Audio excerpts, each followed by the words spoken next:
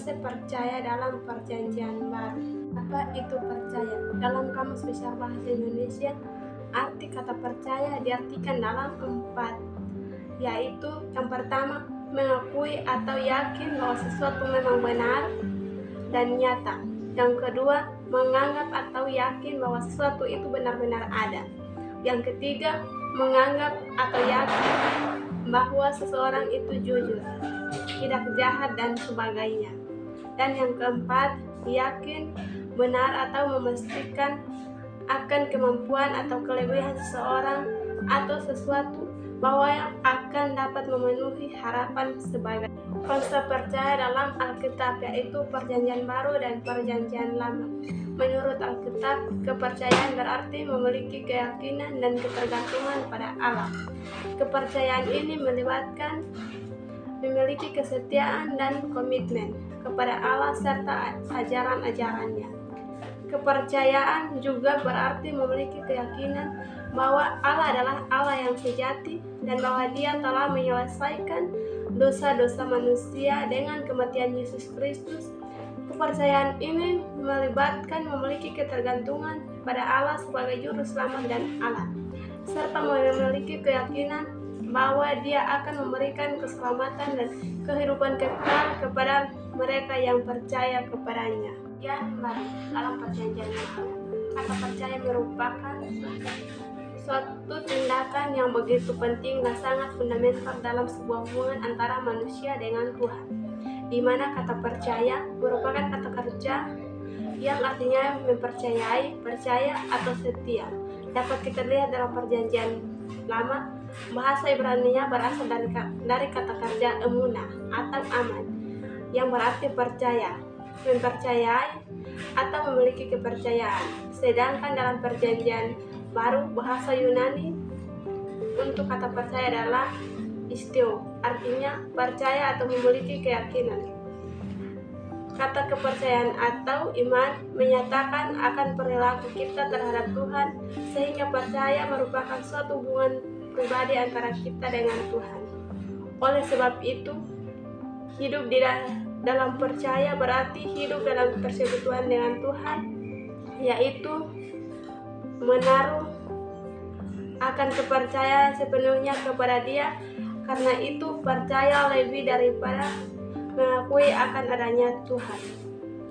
Dalam Perjanjian Baru, konsep percaya iman memiliki makna yang luas dan kompleks. Iman Kristus diwujudkan sebagai suatu sikap yang mempercayai Allah dan Yesus Kristus, serta mempercayai janji-janji kasih karunia Allah yang dinyatakan melalui Yesus. Iman ini melibatkan komponen makna pertama, yakni percaya bahwa Injil tentang Yesus itu benar dan mempercayakan diri kepada Yesus dengan komitmen akan setia dan taat kepadanya. Yang kedua, dalam Perjanjian Baru, percaya juga dilihat sebagai suatu kewajiban untuk memuliakan Allah dengan hidup kita, serta untuk memisahkan diri dari yang jahat dan mendekatkan diri kepada Allah dalam suatu persekutuan yang akrab dan intim melalui penyerahan diri, penyemaan, dan pelayanan. Dalam Perjanjian Lama, konsep percaya memiliki makna yang lebih terbatas dan berbeda dengan makna iman dalam Perjanjian Baru. Dalam Perjanjian Lama, kata iman Ibrani emunah, hanya banyak istilah lain seperti Ibrani Batak yang dalam TBI biasanya diterjemahkan percaya, menunjukkan bahwa kepercayaan memang penting dalam Perjanjian Lama. Contoh yang menarik adalah dalam Mazmur 26 ayat 1, di mana pemazmur mengatakan, "Aku telah hidup dalam ketulusan kepada Yahweh, aku percaya dengan tidak ragu-ragu." Dalam konteks ini, kepercayaan bukanlah berdasarkan pada perbuatan, tetapi pada Allah. Ketulusan hati adalah bukti kepercayaan kepada Allah dalam Perjanjian Lama. Kepercayaan juga dapat dilihat sebagai kepercayaan kepada Allah seperti dalam Yohanes 8 ayat 45. "Kamu tidak percaya kepadaku," atau dalam Yohanes pasal 5 ayat 24, "Sesungguhnya barang siapa mendengar perkataanku dan percaya kepada Dia yang mengutus aku, ia mempunyai hidup yang kekal. Dalam perjanjian lama, kepercayaan mempunyai isi kognitif yang berarti bahwa kepercayaan memang mempunyai makna yang terkait dengan kebenaran Allah. Menurut Yesus Kristus, dalam pandangan Yesus Kristus, di mana kepercayaan berarti mempunyai akan keyakinan dan ketergantungan pada sebagai juru selamat. Dan dalam pandangan Yesus Kristus, kepercayaan juga berarti memiliki akan kesetiaan, kepercayaan juga memiliki akan komitmen serta ajaran-ajarannya. Sehingga dalam hal kepercayaan ini melibatkan akan keyakinan bahwa Yesus Kristus adalah Allah yang mewujudkan dirinya sebagai manusia, dan bahwa Yesus telah menyelesaikan dosa-dosa manusia dengan kematiannya di atas kayu salib. Dan juga memiliki akan keyakinan bahwa ia akan memberikan keselamatan dan kehidupan kekal bagi mereka yang percaya kepadanya. Petrus 1 ayat 5-7. Dari ayat ini terdapat beberapa poin, yaitu pengetahuan, kebajikan, penguasaan diri, ketekunan, dan kasih. Pengetahuan merupakan pemahaman atau kesadaran yang dimiliki oleh setiap orang yang memiliki fakta, konsep, prinsip, dan informasi lain yang diperoleh melalui pengalaman belajar atau observasi dalam Alkitab. Pengembangan pengetahuan dianggap penting seperti yang tercantum dalam Amsal pasal 4 ayat 7 yang mengatakan hikmat adalah yang utama, oleh sebab itu perolehlah hikmat, dan dengan segala kepintaranmu peroleh pengertian. Namun di sisi lain peringatan diberikan bahwa pengetahuan tanpa cinta atau ketaatan terhadap Allah dapat menjadi sia-sia. Bisa kita lihat dalam pertama Korintus pasal 8 ayat 1. Oleh karena itu, dalam pandangan Kristen penting untuk memperoleh pengetahuan yang benar dan menggunakannya dengan bijaksana dalam kerangka ketaatan dan cinta kepada Tuhan. Kebajikan, tentunya arti dari kebajikan ini mengajarkan kepada kita bahwa dalam percaya kepada Yesus Kristus berarti kita memiliki akan kepercayaan sepenuhnya dengan hati yang mematuhi akan berbagai perintah-perintahnya. Dan ada beberapa hal mengenai kebajikan yang dapat memperkuat iman kita percaya Yesus Kristus diantaranya. Kebajikan iman menurut kita untuk mendapat berusaha sekuat tenaga dalam mencari dan mengetahui apa yang Allah wahyukan, sebab iman merupakan kepercayaan yang teguh dan kebenaran yang dinyatakan oleh Tuhan. Karena itu, kebajikan iman mendorong kita agar terus belajar tentang iman kita. Ketekunan kepada Yesus Kristus. Ada dua sudut pandang Kristen yang berbeda mengenai ketekunan orang saleh. Yang pertama adalah sudut pandang Arminius yang menyatakan bahwa orang Kristen sejati dapat berpaling dari Allah dan tidak bertekun. Sudut pandang ini konsisten dengan konsep keselamatan bahwa setiap manusia mempunyai kehendak bebas. Ialah logis bahwa jika kehendak bebas manusia menentukan keselamatannya, maka adalah mungkin untuk orang itu memilih untuk menolak Allah dan kehilangan keselamatannya. Kasih, hukum yang dihayati dalam dan dijalankan dengan kasih menyatakan setiap orang beriman kepada pengalaman akan kasih Allah. Setiap kasih tentu ingin mengalami apa yang dinamakan sukacita yang penuh itu, lalu bagaimana kita memperjuangkannya atau memperolehnya. Yesus dengan jelas memberikan jawaban, "Jikalau kamu menuruti perintahku, kamu akan tinggal di dalam kasihku, seperti aku menuruti perintah Bapakku dan tinggal di dalam kasihnya." Sukacita yang sempurna hanya berasal dari perbuatan kasih seturut perintahnya. Arti kata percaya menurut Rasul Paulus. Rasul Paulus mempunyai akan suatu kepercayaan yang begitu kuat kepada Allah dan juga kepada Yesus Kristus. Dan juga kepercayaan ini berawal dari pertobatan Rasul Paulus yang sebelumnya dikenal sebagai Saulus, serta berbagai seorang penganiaya Kristus. Juga setelah pertobatan, Paulus menjadi salah satu pemimpin Kristen yang paling berpengaruh dan juga berjuang keras agar dapat menyebarkan akan Injil bagi orang yang bukan Yahudi. Terdapat beberapa ayat yang menggambarkan akan kepercayaan menurut Rasul Paulus, diantaranya A. Karena bagiku hidup adalah Kristus dan mati adalah keuntungan. Bisa kita lihat dalam Filipi pasal 1 ayat 21. B. Aku menghendaki saudara-saudara supaya kamu tahu bahwa apa yang terjadi atasku ini justru telah menyebabkan kemajuan Injil, sehingga telah jelas bagi seluruh istana dan semua orang lain bahwa aku dipenjara karena Kristus. Bisa kita lihat dalam Filipi pasal 1 ayat 12-14. C.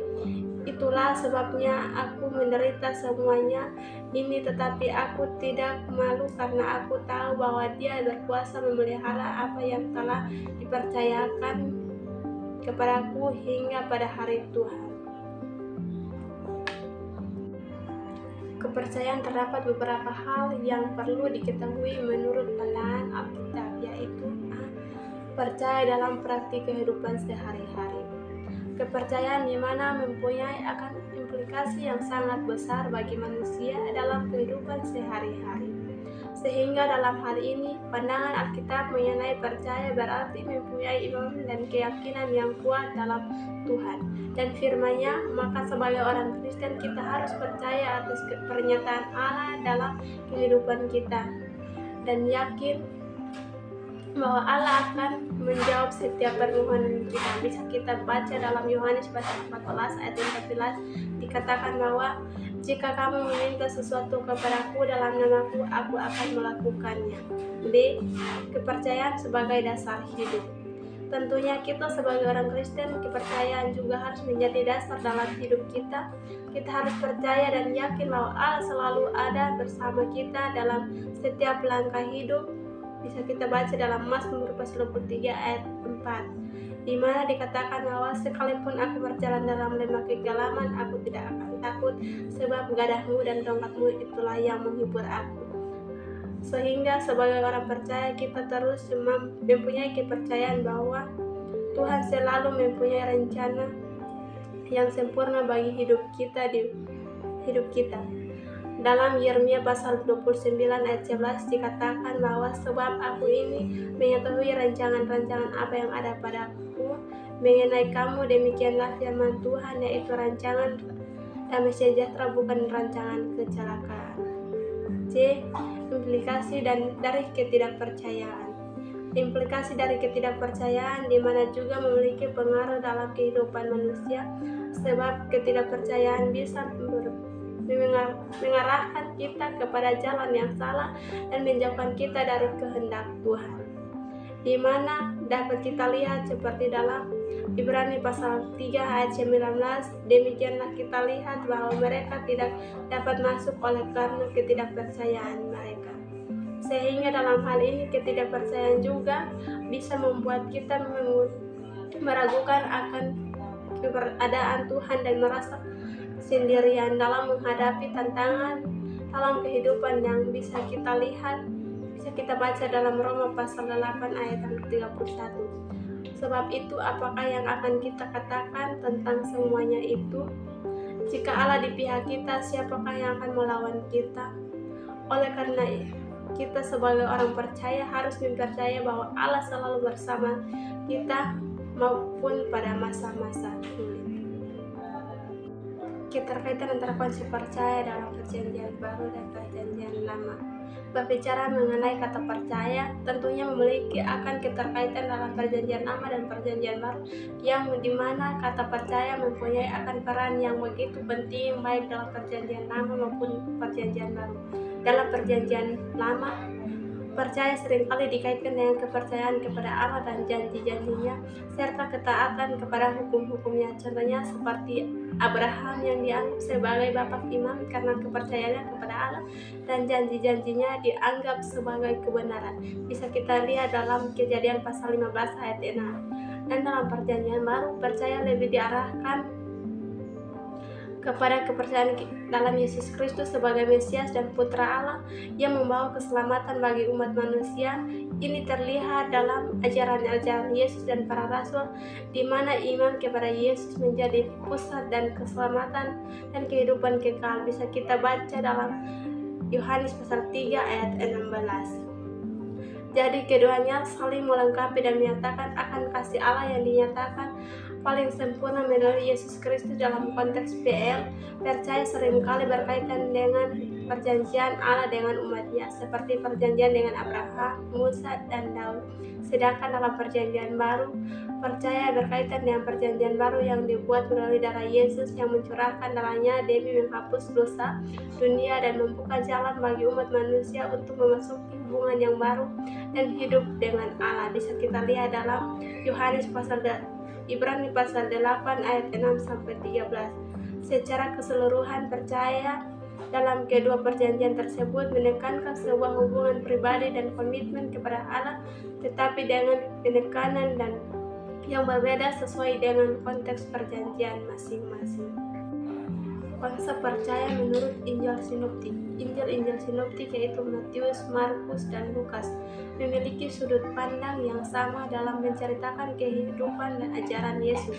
Dalam kitab Injil sinoptik, para penulis mencatat apa yang mereka alami secara tepat dan kepercayaan mereka mengenai siapa Yesus itu sesuai dengan apa yang Yesus sendiri inginkan agar para pembaca percaya mengenai dirinya. Mereka mencatat pengajaran Yesus, mujizatnya, dan kisah-kisah tentangnya dengan tujuan untuk memperkenalkan Yesus sebagai Mesias dan anak Allah. Dalam Injil sinoptik, Yesus tidak disebut sebagai anak Allah karena dia adalah Mesias, tetapi karena hubungannya yang unik dengan Allah sebagai anaknya. Injil sinoptik juga menekankan bahwa Yesus adalah Tuhan dan gelar tersebut memiliki arti yang sangat tinggi bagi orang-orang percaya. Dalam menyusun kitab-kitab Injil sinoptik, terdapat penjelasan yang diterima secara umum bahwa Matius dan Lukas menggunakan dua dokumen sumber, yaitu Injil Markus dan suatu dokumen hipotesis yang tersebut, namun tidak ada bukti konkret untuk dokumen tersebut. Iman sebesar biji sesawi bisa kita baca dalam Matius pasal 17 ayat 20. Dalam Injil Matius, Yesus mengajarkan tentang kekuatan iman kepada murid-muridnya. Ia menyatakan bahwa dengan iman sebesar biji sesawi, seseorang dapat memindahkan gunung. Ini menunjukkan pentingnya iman dalam mengatasi rintangan dan melakukan mujizat. Iman sebesar biji sesawi dalam Matius 17 ayat 20. Dalam Injil Matius, Yesus mengajarkan tentang kekuatan iman kepada murid-muridnya. Ia mengatakan bahwa dengan iman sebesar biji sesawi, seseorang dapat memindahkan gunung. Ini menunjukkan pentingnya iman dalam mengatasi rintangan dan melakukan mujizat. Pengampunan dan keselamatan melalui iman bisa kita baca dalam Lukas pasal 7 ayat 50. Dalam Injil Lukas terdapat kisah tentang seorang perempuan berdosa yang mencuci kaki Yesus dengan air mata dan meringankannya dengan rambutnya sebagai tanda tobat dan iman dalam. Yesus kemudian mengatakan kepadanya bahwa iman telah menyelamatkannya. Ini menunjukkan bagaimana iman dan pertobatan bahwa pengampunan dan keselamatan. Kesimpulan, setelah kita melihat dan kita memahami akan konsep percaya dalam perjanjian baru, dapat disimpulkan bahwa percaya memiliki peran yang sangat penting dalam ajaran Yesus dan para rasul. Konsep percaya tidak hanya menjadi dasar keselamatan, tetapi juga memengaruhi hubungan pribadi dengan Tuhan dan memiliki konsekuensi praktis dan kehidupan sehari-hari. Dengan memahami konsep percaya dalam konteks perjanjian baru, kita dapat lebih memahami bagaimana iman mengaruhi kehidupan Kristen secara keseluruhan.